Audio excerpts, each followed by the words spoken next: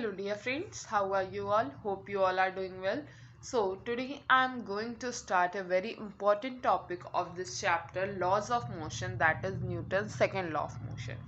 अब तक आपने एक लॉ पढ़ चुका है न्यूटन का, Newton's first law of motion और कुछ इंट्रोडक्शन चैप्टर का, लेकिन ये जो टॉपिक है Newton second law of motion, ये बहुत ही इंपॉर्टेंट टॉपिक है और एक्चुअली न्यूटन के दोनों लॉज, बाकी के फर्स्ट लॉ और थर्ड लॉ, दोनों ही इस सेकेंड लॉ पर बेस करते हैं। तो ये बहुत ही इंपॉर्टेंट टॉपिक है, चलिए स्टार्ट करते हैं। सबसे पहले क्या कह रहा है, the first law refer to the simple case that when net external force on a body is zero. First law क्या कहता था, अगर नेट एक्सटर्नल फोर्स किसी बॉडी पर जीरो है तो उसका एक्सेलरेशन भी जीरो होगा। लेकिन सेकेंड लॉ ऑफ मोशन क्या कह रहा है, वो एक जनरल सिचुएशन को कह रहा है, when there is net external force acting on the body, जब किसी बॉडी पर कोई नेट एक्सटर्नल फोर्स एक्ट करे। अब तक फर्स्ट लॉ में हमने क्या देखा कि नेट एक्सटर्नल फोर्स क्या हो, जीरो हो, बट सेकेंड लॉ में क्या होगा कि नेट एक्सटर्नल फोर्स बॉडी पर कुछ ना कुछ एक्ट करे। तो क्या होगा उस केस में, it refers net external force to the acceleration of the body, और इससे इस नेट एक्सटर्नल फोर्स से बॉडी के एक्सेलरेशन पर क्या इफेक्ट पड़ेगा, ये चीजें हमें देखनी है। तो सबसे पहला टॉपिक सेकेंड लॉ में हमारा आता है मोमेंटम। इन्हीं सारे टॉपिक्स मोमेंटम, इम्पल्स, इन सबसे मिलकर के हमारा सेकेंड लॉ जो है वो बना हुआ है। सबसे पहले देखते हैं मोमेंटम क्या है। Momentum of a body is defined to be the product of mass and velocity. किसी बॉडी के मास और वेलोसिटी के प्रोडक्ट को हम क्या कहते हैं, मोमेंटम कहते हैं। मोमेंटम को पी से डिनोट करते हैं, पी का फॉर्मूला एम इंटू वी। क्यों, क्योंकि प्रोडक्ट ऑफ मास और वेलोसिटी है तो P is equals to M into V. अब देखिए नेक्स्ट लाइन क्या कहती है, momentum is clearly a vector quantity. Momentum vector quantity आप देख सकते हैं, मास स्केलर और वी वेलोसिटी वेक्टर है, तो स्केलर और वेक्टर का प्रोडक्ट क्या होता है, वेक्टर होता है, तो मोमेंटम भी एक वेक्टर क्वांटिटी है। The following common experiences indicate the importance of a quantity for considering the effect of force of motion. किसी भी मोशन पर फोर्स का क्या इफेक्ट होता है, ये सारी चीज़ों के लिए ये क्वांटिटीज बहुत इंपॉर्टेंट है। सबसे पहला क्या दिया है पॉइंट देखिए, suppose a light weight vehicle से a small car and a heavy vehicle से a loaded truck are parked on a horizontal road. We all push the truck. We know that much greater force is needed to push the truck than car to bring them the same speed in the same time. अब किसी भारी wait वाली चीज को अगर push करें तो उसमें ज्यादा फोर्स लगेगा और लाइट वेट वाले के ऊपर कम फोर्स लगेगा। सेम स्पीड पर लाने के लिए भी ये केस पॉसिबल होगा। फॉर एग्जाम्पल देखिए, इसे हम समझते हैं, ये क्या रहा है कि ये एक ले ली हमने कार, ठीक है, कार है ये, और ये हमने ले लिया फुली लोडेड ट्रक। इसका वेट, इसका मास ऑफ कोर्स ज़्यादा होगा। अगर ये m1 इसका हम मास मान ले और इसका मास m2 मान ले, तो m2 का मास हमेशा ग्रेटर देन m1 होगा। m2 is greater than m1, m2 का मास बड़ा होगा m1 से। तो जो फोर्स हम इस पर लगाएंगे सेम स्पीड पर लाने के लिए, उससे ज़्यादा फोर्स हमें इस पर लगाना पड़ेगा इसको सेम स्पीड पर लाने के लिए। क्यों, क्योंकि इसका मास ज़्यादा है। तो मास ज़्यादा होने की वजह से हमें उस पर फोर्स भी ज़्यादा अप्लाई करना पड़ेगा। Similarly a greater opposing force is needed to stop a heavy body than a light body in the same time if they are moving with the same speed. अगर दो बॉडी सेम स्पीड पर same time में move कर रही हैं तो उनके लिए लेकिन हैवी बॉडी और लाइट बॉडी अलग अलग बॉडीज है, एक बॉडी हैवी और दूसरी बॉडी लाइट है, लेकिन अगर दोनों सेम टाइम और सेम स्पीड पर मूव कर रही हैं तो ज़्यादा अपोजिंग फोर्स हमें लगाना पड़ेगा उसको स्टॉप करने के लिए। ओके, अब दूसरा पॉइंट क्या कहता है, if two stones one light in other heavy, दो स्टोन्स है हमारे पास, एक हल्का है और एक भारी है, दोनों को हम बिल्डिंग के टॉप से नीचे गिराएं और कोई a person on the ground will find to easier to catch the light stone than the heavy stone. तो अगर कोई पर्सन नीचे खड़ा है तो उसके लिए लाइट वाला कैच करना ज़्यादा आसान होगा in comparison to heavy stone. देखिए क्या रहा है कि मान लीजिए ये एक बिल्डिंग है, ठीक है, बिल्डिंग के टॉप पर एक पर्सन खड़ा है, एक पर्सन बिल्डिंग के टॉप पर खड़ा है और एक पर्सन बिल्डिंग के बॉटम पर खड़ा है, ठीक। यहाँ से अगर 2 स्टोन थ्रो किए जाते हैं, ठीक है, ये बड़ा है स्टोन और ये छोटा है, तो क्या उस दोनों को सेम स्पीड से नीचे की तरफ गिराया जा रहा है, तो ये नीचे वाले पर्सन के लिए स्मॉल वाला स्टोन, लाइट वेट वाला स्टोन को कैच करना ज़्यादा इजी होगा in comparison to heavy weight वाले स्टोन को। क्यों? क्योंकि लाइट वेट वाला स्टोन जो है वो जब नीचे की तरफ आएगा तो उसको कैच करने के लिए फोर्स कम लगेगा उसका। देखिए क्या कह रहा है, the mass of the body is thus an important parameter that determine the effect of force on its motion. Mass यहाँ पर बहुत ज्यादा इंपॉर्टेंट फैक्टर है। देखिए फर्स्ट वाले भी एग्जाम्पल में आपने देखा कि किस तरीके से ट्रक और कार के मास में डिफरेंस की वजह से फोर्स ज़्यादा अप्लाई करना पड़ रहा है। ठीक उसी तरीके से स्टोन वाले केस में भी हैवी वाले स्टोन को कैच करने में ज़्यादा फोर्स लगेगा और लाइट वाले स्टोन को कैच करने में लेस फोर्स लगेगा। तो मास जो है ये बहुत ही इंपॉर्टेंट पैरामीटर है किसी भी बॉडी पर फोर्स का इफेक्ट जानने के लिए। ठीक है, अब नेक्स्ट देते हैं। अब देखिए 2 चीजें हमें देखनी है इसमें, पहला तो मास और दूसरा स्पीड या वेलोसिटी। तो अब नेक्स्ट है हमारा स्पीड पर बेस्ड है। Speed is another important parameter to consider. Speed दूसरा बहुत इंपॉर्टेंट पैरामीटर है। A bullet is fired by a gun can easily pierce human tissue before its stopping resulting in casualty. देखिए कोई भी बुलेट जब fire की जाती है गन से तो वो इजीली किसी ह्यूमन टिश्यू को वो के अंदर छेद कर सकती है बिना उस रुके हुए। ठीक है, क्यों? क्योंकि उसकी स्पीड इतनी तेज होती है। Same bullet fired with a moderate speed will not cause much damage. देखिए स्पीड बहुत फैक्टर कर रही है। अगर बहुत तेज स्पीड से ये बुलेट फायर की जाएगी तो वो आसानी से किसी पर्सन के टिश्यूज के अंदर छेद कर सकती है, लेकिन अगर सेम बुलेट को थोड़े कम स्पीड से, मॉडरेट स्पीड से भेजा जाएगा तो वो इतना डैमेज कॉज नहीं करेगी। इसीलिए गिवन मास के लिए ग्रेटर स्पीड भी ग्रेटर फोर्स को अपोजिंग फोर्स के लिए रिस्पॉन्सिबल होती है। कि फोर्स कितना ज़्यादा है ये भी किस पर डिपेंड कर रहा है, उसके वेलोसिटी पर या उसकी स्पीड पर, लेकिन टाइम सेम होगा। Taken together the product of mass and velocity. अगर मास और वेलोसिटी का प्रोडक्ट लें तो हमें क्या मिलता है? मोमेंटम मिलता है। मास इंटू वेलोसिटी क्या होता है? मोमेंटम होता है। Is इविडेंटली a relevant variable of the motion. तो मोमेंटम भी मोशन के वेरिएबिलिटी में बहुत ही इंपॉर्टेंट फैक्टर है। Greater the change in momentum in a given time, the greater is the force that need to be applied. जितना ज़्यादा momentum में change होगा उतना ही ज़्यादा force apply करना पड़ेगा। ठीक है, अब देखिए एक और पॉइंट ले लेते हैं। A seasoned cricketer catches a cricket ball coming in with great speed far more easily than a novice। ठीक है, देखिए एक बहुत ही ट्रेंड क्रिकेटर जो होगा वो आसानी से किसी स्पीडेड बॉल को कैच कर लेगा, लेकिन इन कंपैरिजन टू नोवाइस यानी कि किसी नए पर्सन के, किसी नए क्रिकेटर जिसे अभी ज़्यादा नॉलेज नहीं है, उसके कंपैरिजन में वो तेज स्पीड से आने वाली बॉल को आसानी से कैच कर लेगा। Who can hurt his hand in this act. जो नया पर्सन है वो उसके हाथ में कोई ना कोई पेन या कोई ना कोई हर्ट जरूर हो जाएगा, क्योंकि उसे आदत नहीं है इतनी स्पीडेड चीज़ों को पकड़ने की, उसे प्रैक्टिस नहीं है। One reason is that cricketer allow a longer time for his hand to stop the ball. हाँ, पहला रीजन क्या होगा कि जो क्रिकेटर है, जो नोवाइस क्रिकेटर है, उसे बॉल को स्टॉप करने के लिए अपने हैंड से ज्यादा टाइम लगाना पड़ा। As you may have noticed he draw in the hand backward in the act of catching the ball.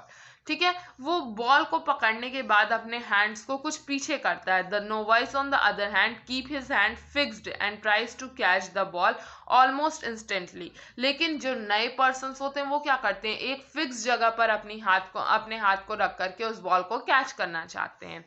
He need to provide a much greater force to stop the ball instantly. इसीलिए उसे ball को तुरंत रोकने के लिए ज्यादा से ज्यादा फोर्स लगाना पड़ेगा।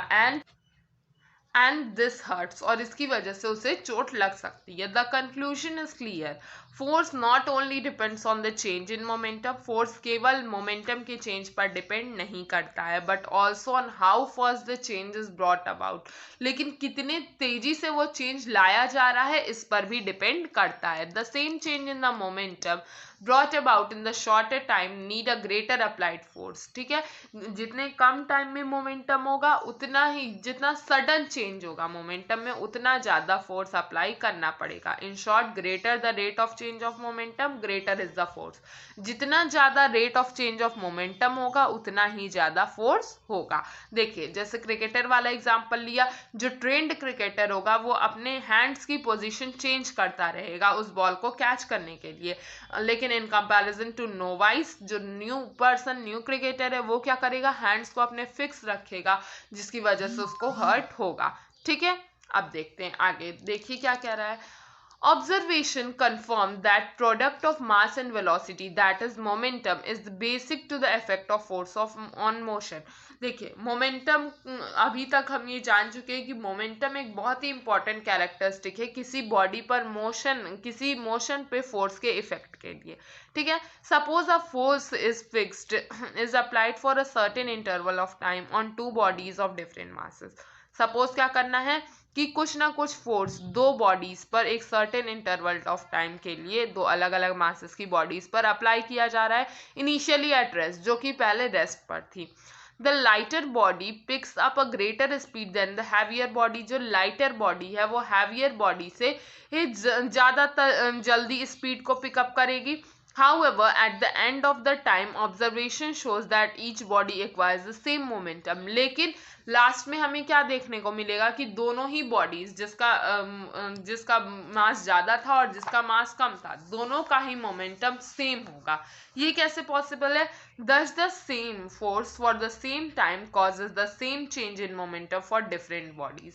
तो इससे क्या क्लियर होता है कि बॉडीज के का मास नहीं बल्कि जो सेम चेंज इन मोमेंटम होता है, सेम टाइम में एक तरह का फोर्स सेम मोमेंटम ही कॉज करता है। मतलब अगर हम देखें, मान लीजिए ये दो बॉडीज हमने ली, ये एक मास 10 kg की और एक मास 5 kg की। ठीक, एक मास 10 kg की बॉडी, एक मास 5 kg की बॉडी। इस पर भी 10 न्यूटन का फोर्स लगाया हमने, इस पर भी 10 न्यूटन का फोर्स लगाया, तो इनका जो मोमेंटम आएगा, मोमेंटम यानी कि P1 is equals to P2, दोनों का ही मोमेंटम सेम आएगा। मतलब इनका चेंज इन मोमेंटम जो भी होगा इन दोनों ही बॉडीज का वो सेम होगा, क्योंकि सेम फोर्स इन दोनों पर अप्लाई किया गया है। यही ये स्टेटमेंट कह रहा है कि सेम फोर्स सेम टाइम पर same cause of momentum, change in momentum cause करता है। ठीक है, this is a crucial clue to the second law of motion, और ये बहुत ही इंपॉर्टेंट क्लू है सेकेंड लॉ ऑफ मोशन के लिए। अब देखिए नेक्स्ट पॉइंट क्या कह रहा है। In the preceding observation the vector character of momentum has not been evident.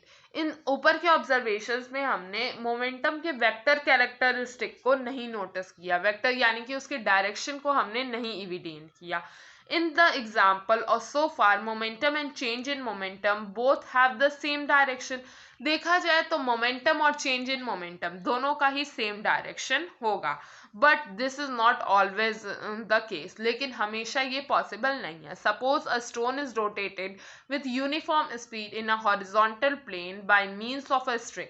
एक स्टोन लेकर के उसे हॉरिजॉन्टल, उसे सर्कुलर, मतलब इस तरीके से रोटेट किया जाए, जैसे कि मान लीजिए एक स्टोन लेते हैं, उसको, ये स्टोन है हमारा, इसको स्ट्रिंग से टाई करके ऐसे कुछ इस तरीके से रोटेट करते हैं हम। ठीक है, रोटेट करेंगे हम, फिर क्या होगा, देखिए the magnitude of momentum is fixed. Momentum का मैग्नीट्यूड फिक्स है, लेकिन बट इट्स डायरेक्शन चेंजेस। इसका मोमेंटम तो हर जगह फिक्स्ड होगा, लेकिन इसका डायरेक्शन हर एक पॉइंट पर चेंज हो रहा है।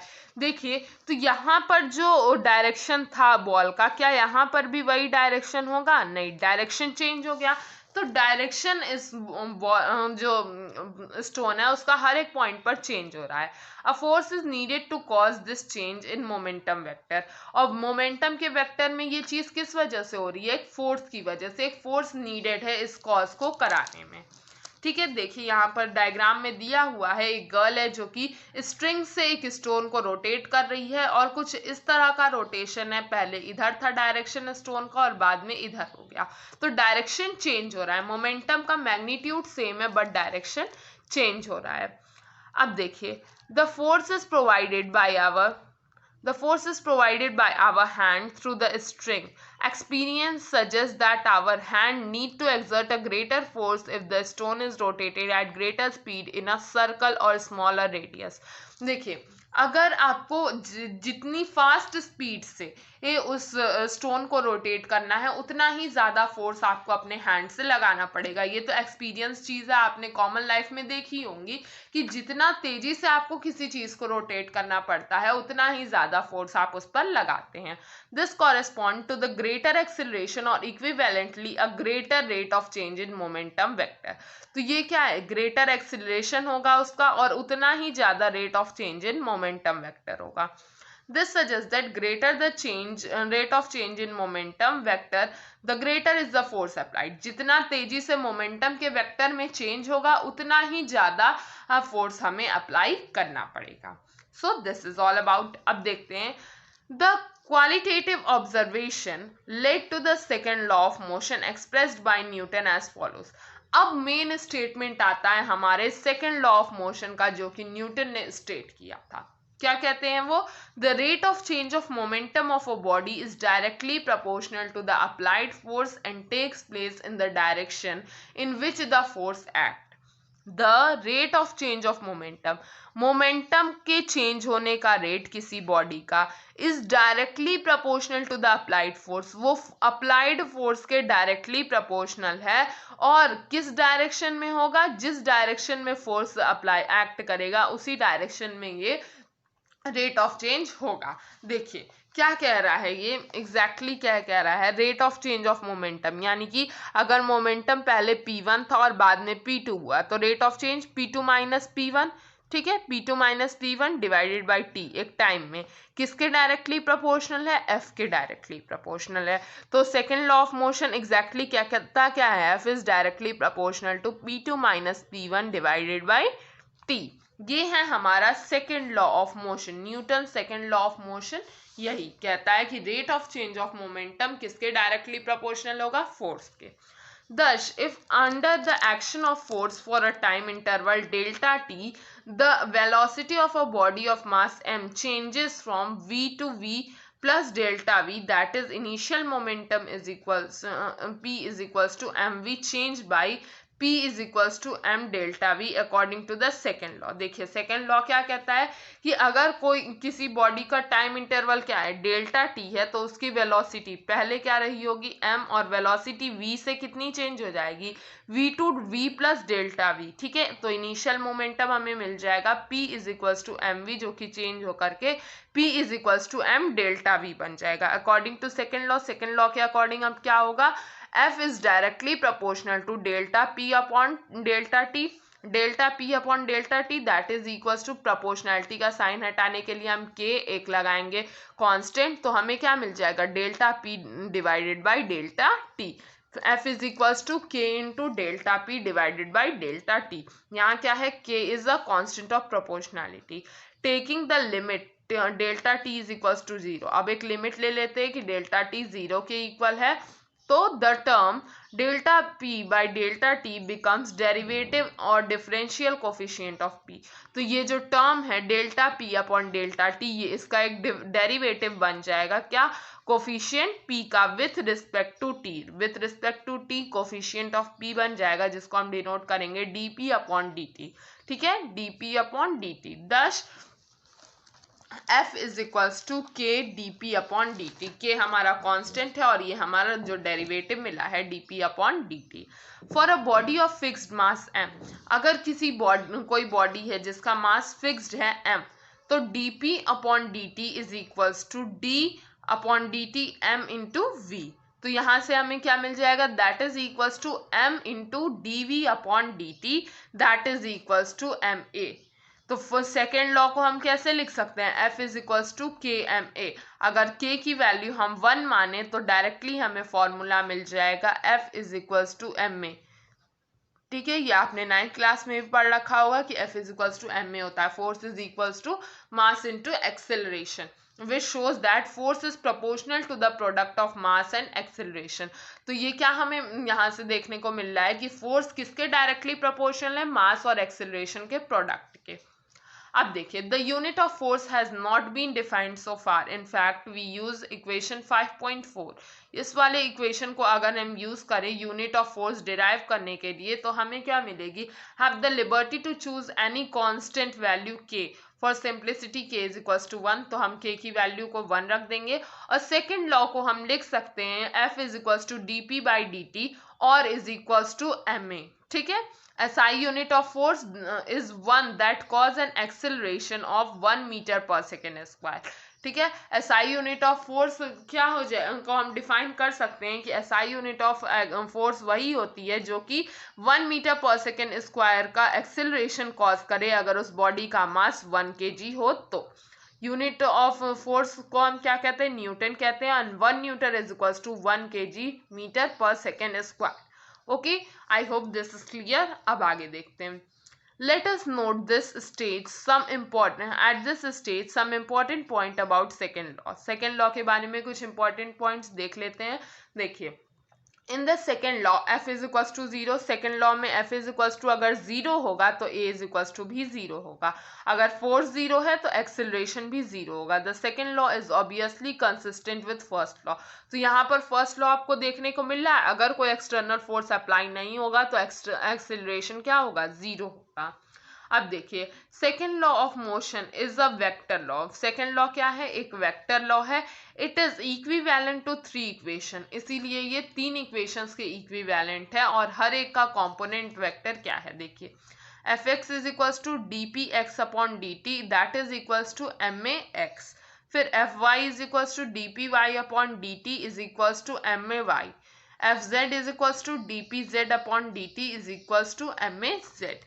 This means that if a force is not parallel to the velocity of the body but makes some angle with it, it changes only the component of the velocity along the direction of force। तो ये क्या कहता है कि अगर force parallel नहीं है velocity इनके बॉडी के तो क्या होगा, वो या कुछ ना कुछ एंगल बना रहा है उसके साथ, तो चेंज इन कंपोनेंट, उनके वेलोसिटी के कंपोनेंट में चेंज क्या होगा, उसके डायरेक्शन के साथ चेंज होगा। The component of velocity normal to the force remain unchanged। अगर वेलोसिटी का कंपोनेंट फोर्स के साथ नॉर्मल है, यानी कि ये 90 डिग्री का एंगल बना रहा है, तो वो हमेशा फोर्स क्या होगा, रिमेन अनचेंज्ड। एग्जांपल लेते हैं, if the motion of projectile under the vertical gravitational force the horizontal component of the velocity remains unchanged। अगर हॉरिजॉन्टल कंपोनेंट जो है प्रोजेक्टाइल का अगर वो ग्रेविटेशनल फोर्स के साथ है तो उसकी वेलोसिटी रिमेन अनचेंज, तो उसकी वेलोसिटी चेंज नहीं होगी। The second law of motion given by equation 5.5। velocity force क्या second law के according इन क्या है, F is equals to dp by dt is equals to ma। ये क्या है, is applicable to the single point particle, ये केवल एक सिंगल पॉइंट पार्टिकल पर ही एप्लीकेबल है। The force F in the law stand for the net external force, और यहाँ पर एफ किसके लिए स्टैंड कर रहा है, F in the law stand for net external force, ये नेट एक्सटर्नल फोर्स के लिए स्टैंड कर रहा है।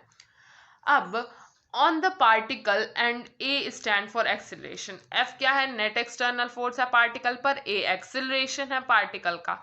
It turns out, however, that the law in the same form applies to a rigid body or even more generally to a system of particle। चाहे वो system of particle हो चाहे एक rigid body हो, उन दोनों पर ही ये law apply होता है। In that case F refers to the total external force। अगर पूरा सिस्टम है किसी बॉडी का तो वो क्या होगा, टोटल एक्सटर्नल फोर्स F होगा, और A क्या होगा, refers to the acceleration। पूरे सिस्टम में टोटल एक्सटर्नल फोर्स F होगा, ध्यान रहे एक्सटर्नल फोर्स, यहाँ पर इंटरनल नहीं बल्कि एक्सटर्नल फोर्स की बात हो रही है, और A क्या है, एक्सेलरेशन होगा उस पूरे होल सिस्टम का। More precisely, A is the acceleration in the center of the mass of the system about which we shall study in detail in chapter 7। देखिए ए क्या होगा, उसके मास के सेंटर पर कितना एक्सेलरेशन लग रहा है वो चीज होगी, लेकिन उसके बारे में हम चैप्टर 7 में पढ़ेंगे।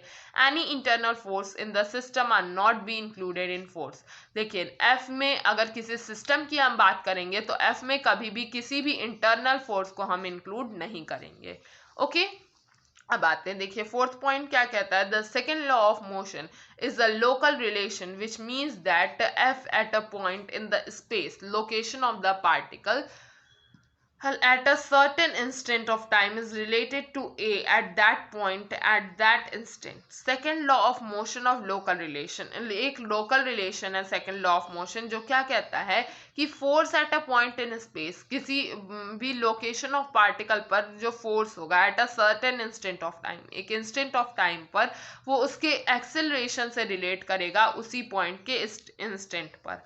Acceleration here and now is determined by the force here and now. जो एक्सेलरेशन होगा उसी टाइम पर, वो उसी टाइम के फोर्स पर डिपेंड करेगा, या उसी टाइम का फोर्स जो है वो उसके एक्सेलरेशन को डिटरमाइन करेगा. Not by any history of the motion of the particle, वहां पर केवल उस इंस्टेंट की बात की जाएगी, ना कि पहले या बाद की बात की जाएगी. अब सेकेंड लॉ से रिलेटेड लास्ट टॉपिक हमारा जो बचता है वो है इम्पल्स. इम्पल्स के बारे में देख लेते हैं. We sometime encounter example where a large force act for a very short duration producing a finite change in momentum of a body. कभी कभी हमने एग्जाम्पल्स में क्या देखा है कि बहुत लार्ज फोर्स एक्ट करता है बहुत छोटे ड्यूरेशन ऑफ टाइम के लिए, वेरी शॉर्ट ड्यूरेशन के लिए, जो कि एक फाइनाइट, एक फिक्स्ड चेंज करता है किसी बॉडी के मोमेंटम में.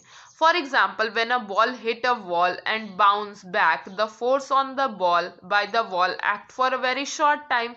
ठीक है, देखिए क्या कह रहा है कि आपने एग्जाम्पल में देखा होगा कि आप एक बॉल को वॉल के साथ हिट करिए, दीवार पर हिट करिए, तो क्या होगा, वो वापस बाउंस करके बैक हमारे ही पास आती है, और जो फोर्स बॉल पर हमने लगाया था वही वॉल पर एक्ट करता है, और बहुत ही शॉर्ट टाइम में वापस वो आ जाता है दोनों के कांटेक्ट में. Yet the force is large enough to reverse the momentum of the ball. लेकिन ये जो फोर्स है ये बहुत इनफ होता है कि वो उसके मोमेंटम को रिवर्स कर दे. Often in this situation the force and the time duration are difficult to ascertain and separately. इस सिचुएशन में क्या होता है, फोर्स और टाइम ड्यूरेशन को ए सर्टेन मानना डिफिकल्ट होता है. However, the product of force and time, which is the change in the momentum of the body, remains measurable. The product of force and time, force और time का product जो कि momentum of the body is the which is the change in the momentum of the body, वो momentum of the body का change होता है, वो remain क्या होता है, measurable quantity होती है. देखिए मोमेंटम का चेंज, यानी कि आपने यहाँ से देखा था F is directly proportional to P two by P one upon T, यानी कि एफ को अगर हम के की वैल्यू 1 ले लें तो F is equals to P two minus P one upon T लिख सकते हैं. तो ये क्या है, चेंज इन मोमेंटम है, ये है टाइम हमारा. तो F into T is equals to P two minus P one भी लिख सकते हैं हम, कि चेंज इन मोमेंटम किसके इक्वल है, फोर्स का अगर हम टाइम के साथ मल्टीप्लिकेशन करें तो उसके इक्वल है, यानी कि फोर्स और टाइम के प्रोडक्ट के इक्वल है किसका, चेंज इन मोमेंटम. अब देखिए this product is called impulse, और इसी प्रोडक्ट को हम क्या कहते हैं, इम्पल्स कहते हैं. Impulse is equals to force into time duration that is equals to change in momentum. Change in momentum या फिर फोर्स इनटू टाइम क्या किसके इक्वल होता है, इम्पल्स के equal. A large force acting for a short time to produce a finite change in momentum is called impulsive force. Large force acting for a short time, बहुत ज़्यादा force जब किसी बहुत शॉर्ट टाइम के लिए act करता है एक finite change of momentum cause करने के लिए, एक fix change in momentum cause करने के लिए, तो उसे हम क्या कहते हैं, इम्पल्सिव फोर्स कहते हैं. In the history of science impulsive force were put a conceptually different category from ordinary force.